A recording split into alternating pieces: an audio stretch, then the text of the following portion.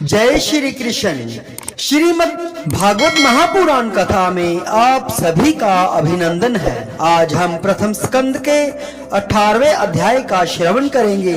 इस कथा में राजा परीक्षित को श्रृंगी ऋषि ने क्यों और कैसे श्राप दिया वर्णन दिया गया है। सूत जी कहते हैं, अद्भुत कर्म भगवान श्री कृष्ण की कृपा से राजा परीक्षित अपनी माता की कोख में अश्वत्थामा के ब्रह्मास्त्र से जल जाने पर भी मरे नहीं। जिस समय ब्राह्मण के शाप से उन्हें डसने के लिए तक्षक आया, उस समय वे प्राण नाश के महान भय से भी भयभीत नहीं हुए, क्योंकि उन्होंने अपना चित्त भगवान श्री कृष्ण के चरणों में समर्पित कर रखा था। उन्होंने सबकी आसक्ति छोड़ दी। गंगा तट पर जाकर श्री सुखदेव जी से उपदेश ग्रहण किया और इस प्रकार भगवान के स्वरूप को जानकर अपने शरीर को त्याग दिया। जो लोग भगवान श्री कृष्ण की लीला कथा कहते रहते हैं, उस कथा अमृत का पान करते रहते हैं और इन दोनों ही साधनों के द्वारा उनके चरण कमलों का स्मरण करते रहते हैं, उन्हें अंत काल में भी मोह नहीं होता। जब तक पृथ्वी पर अभिमन्यु नंदन महाराज परीक्षित सम्राट रहे, तब तक चारों ओर व्यापक हो जाने पर भी कलयुग का कुछ भी प्रभाव नहीं था। वैसे तो जिस क्षण श्री कृष्ण ने पृथ्वी का परित्याग किया, उसी समय पृथ्वी में अधर्म का मूल कारण कलयुग आ गया था। भ्रमर के समान सारग्राही सम्राट परीक्षित कलयुग से कोई द्वेष नहीं रखते थे, क्योंकि इसमें यह एक बहुत बड़ा गुण है कि पुण्य कर्म तो संकल्प मात्र से ही फलीभूत हो जाते हैं, परंतु पाप कर्म का फल शरीर से करने पर ही मिलता है, संकल्प मात्र से नहीं। यह भेड़िए के समान बालकों के प्रति शूरवीर और धीर वीर पुरुषों के लिए बड़ा भीरू है। यह प्रमादी मनुष्यों को अपने वश में करने के लिए ही सदा सावधान रहता है। शौनकादि ऋषियों, आप लोगों को मैंने भगवान की कथा से युक्त राजा परीक्षित का पवित्र चरित्र सुनाया। आप लोगों ने यही पूछा था, भगवान श्री कृष्ण कीर्तन करने योग्य बहुत सी लीलाएं करते हैं, इसलिए उनके गुण और लीलाओं से संबंध रखने वाली जितनी भी कथाएं हैं, कल्याणकामी पुरुषों को उन सब का सेवन करना चाहिए। ऋषियों ने कहा, सौम्य स्वभाव सूत जी, आप युग युग जिए, क्योंकि मृत्यु के प्रभाव में पड़े हुए हम लोगों को आप भगवान श्री कृष्ण की अमृतमयी उज्जवल कीर्ति का श्रवण कराते हैं। यज्ञ करते करते उसके धुएं से हम लोगों का शरीर धूमिल हो गया है, फिर भी इस कर्म का कोई विश्वास नहीं है। इधर आप तो वर्तमान में ही भगवान श्री कृष्ण के चरण कमलों का मादक और मधुर मधु पिलाकर हमें तृप्त कर रहे हैं। भगवत प्रेमी भक्तों के लभ मात्र के सत्संग से स्वर्ग एवं मोक्ष की भी तुलना नहीं की जा सकती, फिर मनुष्यों के तुच्छ भोगों की तो बात ही क्या है। ऐसा कौन रस ममर्ग्य होगा जो महापुरुषों के एकमात्र जीवन सर्वस्व श्री कृष्ण की लीला कथाओं से तृप्त हो जाए।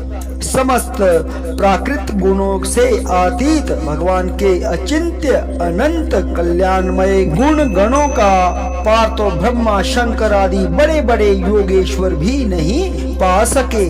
आप भगवान को ही अपने जीवन का ध्रुव तारा मानते हैं, इसलिए आप सत्पुरुषों के एकमात्र आश्रय भगवान के उदार और विशुद्ध चरित्रों का हम श्रद्धालु श्रोताओं के लिए विस्तार से वर्णन कीजिए। भगवान के परम प्रेमी महाबुद्धि परीक्षित ने श्री सुखदेव जी के उपदेश के लिए जिस ज्ञान से मोक्ष स्वरूप भगवान के चरण कमलों को प्राप्त किया, आप कृपा करके उसी ज्ञान और परीक्षित के परम पवित्र उपाख्यान का वर्णन कीजिए, क्योंकि उसमें कोई बात छिपाकर नहीं कही गई होगी और भगवत प्रेम की अद्भुत योग निष्ठा का निरूपण किया गया होगा। उसमें पद पद पर भगवान श्री कृष्ण की लीलाओं का वर्णन हुआ होगा। भगवान के प्यारे भक्तों को वैसा प्रसंग सुनने में बड़ा रस मिलता है। सूत जी कहते हैं, अहो विलोम जाति में उत्पन्न होने पर भी महात्माओं की सेवा करने के कारण आज हमारा जन्म सफल हो गया, क्योंकि महापुरुषों के साथ बातचीत करने मात्र से ही नीच कुल में उत्पन्न होने की मनोव्यथा शीघ्र ही मिट जाती है। फिर उन लोगों की तो बात ही क्या है जो सत्पुरुषों के एकमात्र आश्रय भगवान का नाम लेते हैं। भगवान की शक्ति अनंत है, वे स्वयं अनंत हैं। वास्तव में उनके गुणों की अनंतता के कारण ही उन्हें अनंत कहा गया है। भगवान के गुणों की समता भी जब कोई नहीं कर सकता, तब उनसे बढ़कर तो कोई हो ही कैसे सकता है। उनके गुणों की यह विशेषता समझाने के लिए इतना कह देना ही पर्याप्त है कि लक्ष्मी जी अपने को प्राप्त करने की इच्छा से प्रार्थना करने वाले ब्रह्मादि देवताओं को छोड़कर भगवान के न चाहने पर भी उनके चरण कमलों की रज का ही सेवन करती हैं। ब्रह्मा जी ने भगवान के चरणों का प्रक्षालन करने के लिए जो जल समर्पित किया था, वही उनके चरण नखों से निकलकर गंगा जी के रूप में प्रवाहित हुआ। यह जल महादेव जी सहित सारे जगत को पवित्र करता है।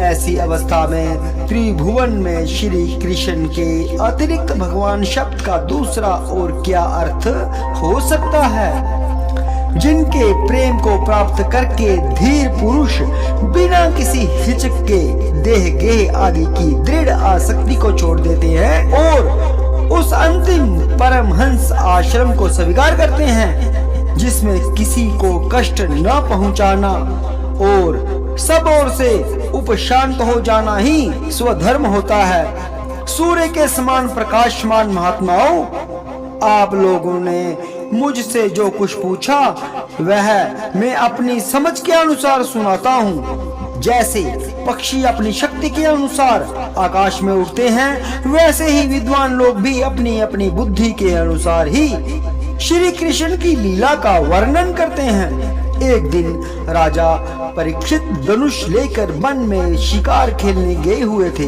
हरिणों के पीछे दौड़ते दौड़ते वह थक गए और उन्हें बड़े जोर की भूख और प्यास लगी। जब कहीं उन्हें कोई जलाशय नहीं मिला, तब वे पास के ही एक ऋषि के आश्रम में घुस गए।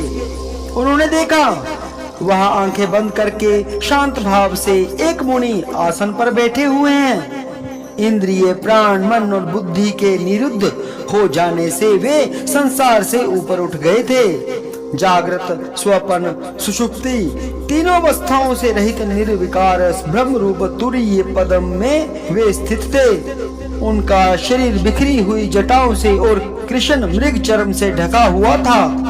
राजा परीक्षित ने ऐसी ही अवस्था में उनसे जल मांगा, क्योंकि प्यास से उनका गला सूखा जा रहा था। जब राजा को वहां बैठने के लिए तिनके का आसन भी न मिला, किसी ने उन्हें भूमि पर बैठने को न कहा।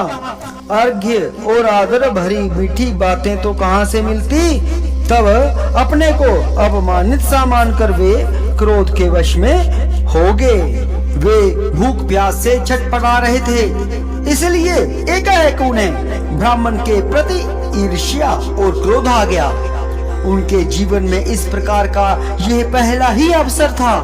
वहां लौटते समय उन्होंने क्रोधवश धनुष की नोक से एक मरा सांप उठाकर ऋषि के गले में डाल दिया और अपनी राजधानी में चले गए।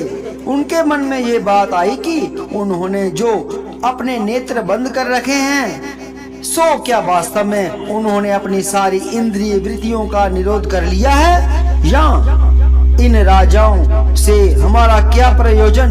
ये सोचकर उन्होंने झूठ मूठ में समाधि का ढोंग रचा रखा है। उन शमीक मुनि का पुत्र बड़ा तेजस्वी था। वह दूसरे ऋषि कुमारों के साथ पास ही खेल रहा था। जब उस बालक ने सुना कि राजा ने मेरे पिता के साथ दुर्व्यवहार किया है, तब वह इस प्रकार कहने लगा, हे नरपति, कहलाने वाले लोग उच्चिष्ट भोजी गौओं के समान संड मुसंड होकर कितना अन्याय करने लगे हैं।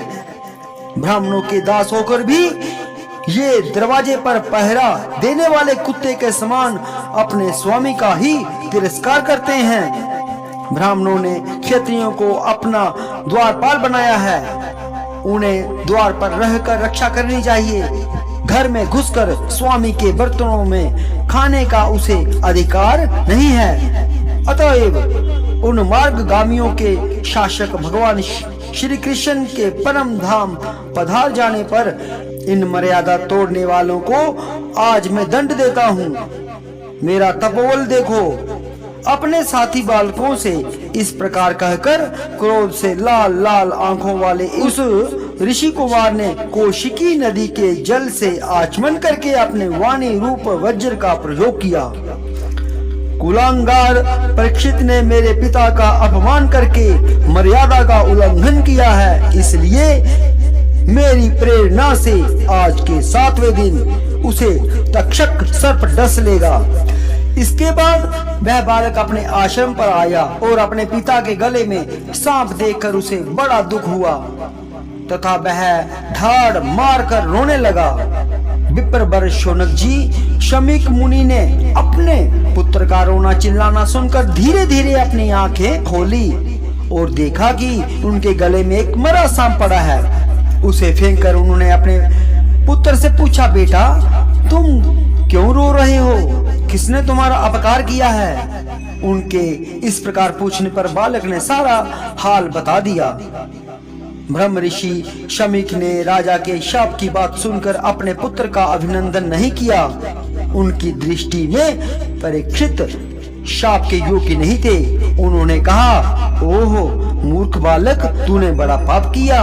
खेद है कि उनकी थोड़ी सी गलती से तूने उनको इतना बड़ा दंड दिया। तेरी बुद्धि अभी कच्ची है। तुझे भगवत स्वरूप राजा को साधारण मनुष्यों के समान नहीं समझना चाहिए। तुझे भगवत स्वरूप राजा को साधारण मनुष्यों के समान नहीं समझना चाहिए, क्योंकि राजा के दुस्सह तेज से सुरक्षित और निर्भय रहकर ही प्रजा अपना कल्याण संपादन करती है। जिस समय राजा का रूप धारण करके भगवान पृथ्वी पर नहीं दिखाई देंगे, उस समय चोर बढ़ जाएंगे और आरक्षित भेड़ों के समान एक क्षण में ही लोगों का नाश हो जाएगा।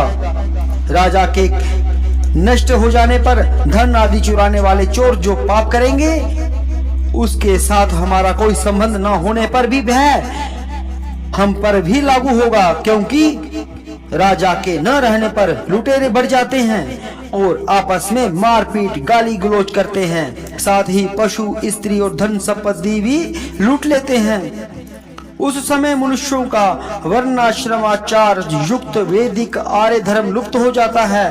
अर्थ, लोभ और काम वासना के विवश होकर लोग कुत्तों और बंदरों के समान वर्ण संकर हो जाते हैं। सम्राट परीक्षित तो बड़े ही यशस्वी और धर्म धुरंधर हैं। उन्होंने बहुत से अश्वमेध यज्ञ किए हैं और वे भगवान के प्यारे भक्त हैं। वे ही राजऋषि भूख प्यास से व्याकुल होकर हमारे आश्रम पर आए थे।